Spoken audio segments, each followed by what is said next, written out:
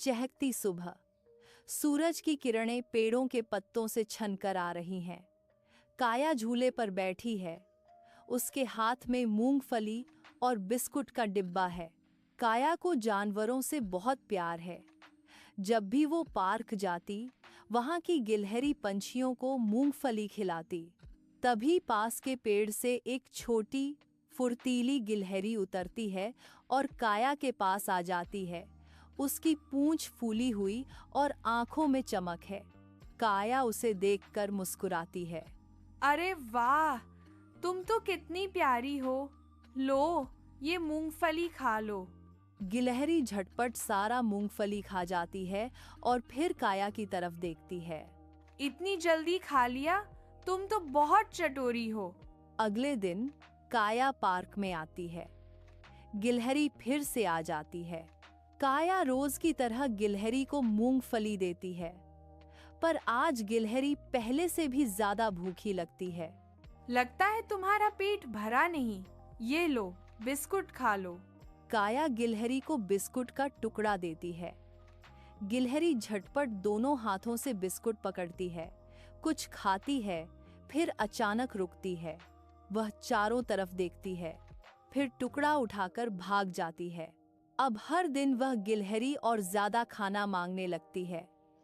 पहले मूंगफली, फिर बिस्कुट, फिर रोटी का टुकड़ा। काया को कुछ अजीब लगने लगा। काया छिपकर देखती है, मगर गिलहरी हर बार पेड़ के पीछे गायब हो जाती है।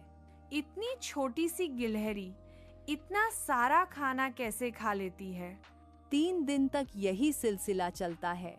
काया गौर करती है कि गिलहरी कुछ खाने के बाद तुरंत भाग जाती है, जैसे कुछ छिपाने जा रही हो। लगता है यह खाना छिपा रही है। कल मैं इसका पीछा करूंगी, देखूं यह खाना कहाँ छिपाती है। अगले दिन सुबह काया धीरे धीरे गिलहरी का पीछा करती है। वह झाड़ियों के पीछे से झांकती है। उसके चेहरे पर उत्सुकता और थोड़ा डर दोनों है। गिलहरी पेड़ के नीचे रुकती है, कुछ बिस्कुट के टुकड़े उठाती है और तेजी से ऊपर चढ़ जाती है। काया झुककर नीचे से देखती है। गिलहरी एक छोटी शाखा पर पहुंचती है, जहां एक छोटा सा घोंसला बना है। उसमें एक चिड़िया चुपचाप बैठी है, जिसके पंख नीचे झुके हुए हैं। चिड़िया थकी हुई और बीमार लग रही है। गिलहरी बिस्कुट के छोटे टुकड़े उसके पास रखती है और फिर धीरे से उसके सिर पर हाथ फेरती है, जैसे कह रही हो, खाओ ना दोस्त। काया को यह देखकर हैरानी हुई। काया भावुक होकर धीरे से कहती है, ओह, ये तो अपनी बीमार दोस्त चिड़िया की मदद कर रही थी।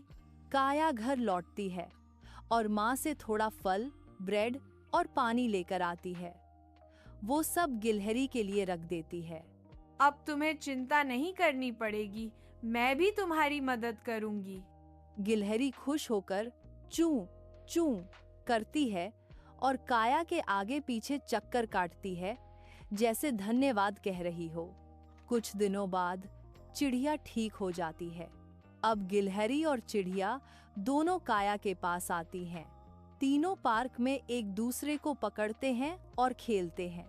अब हर दिन काया, गिलहरी और चिड़िया साथ खेलते हैं। गिलहरी अब पहले जैसी चटोरी नहीं रही। उसने सिखाया कि सच्ची दोस्ती दूसरों की मदद करने में है। अब तो हमारी दोस्ती सबसे खास है, एक पेड़ की, एक आसमान की और एक जमीन की। काया ने जाना कि कभी कभी जो लालच दिखता है, वो दरअसल दया और प्यार भी हो सकता है। याद रखो, दूसरों की मदद करना ही दोस्ती का पहला कदम है। फिर मिलेंगे एक नई कहानी में, वही मुस्कान और मस्ती के साथ। तब तक के लिए लाइक, शेयर और कायाज वर्ल्ड को सब्सक्राइब करना मत भूलना।